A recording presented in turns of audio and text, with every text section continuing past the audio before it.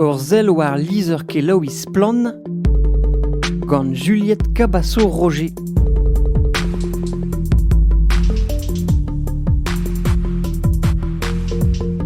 Salut ar armisme e velakeiet ar goz var efet ar pez a vedet genom var an endron. Car sanset e rangfe beskrivet var ar pakajou a ben neubet, Juliette. Yaten ve. Ar menose zo be pelzo dija. A gant diou lezen oa et varo gant afer, e daouvil ugen e oa be votet lezen ajek, a zo a enep da forani boued hag evit un ekonomi eskelc'h, hag e daouvil un varnugen oa be votet lezen evit an in.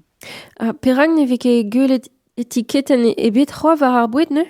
Just a war no deus ket kavet ar galoudou publik un doare da vuzulia en efe douze. Ha ne ket kenez.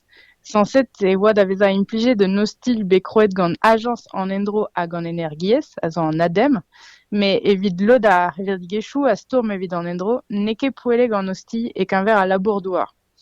Gant an ostize ve jedet an traoù vez un dra ve an vet dielfenadur kelc'hiad ar vuez.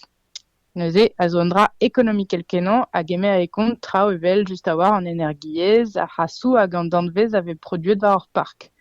Me ne vez kemeret e kont tamm ebet da skouer e fedou a zo war an endro gant an doare da brodui.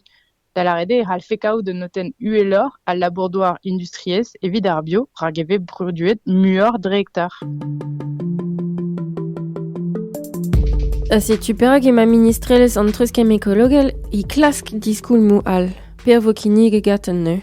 Sanset e vo kinniget e penkentaou da vil pevar varnugen un noten an vet ekobaliz hag emer e kont an doare da brodui ar boued. Da skouer ma ve bio pepaz an danvez. Me ne ket a war evit ar reverdigezhioù a storm evit an endro. Hag ouzhpenn, vez ar pez zo belaret gant ar ministrerez, ne vo ket ur redi. Neuze pep embregerez a raio evel ma foto dei. Ar pez a dalv e vo daou gotez e ve fe laki dreolennou gant Europa. Da gwelatout vo lakaet e plas un dra bennak a ben daouvla e daouvil c'hwec'h varnugen. Hag e-pad an amzer ze e be kroet tikedennoù all gant embregerezhioù prevez evel Planet Score pe Ecoscore. Neuze pe a dra d'an dud da vez a kollet gant kemen a tikedennoù disanvel.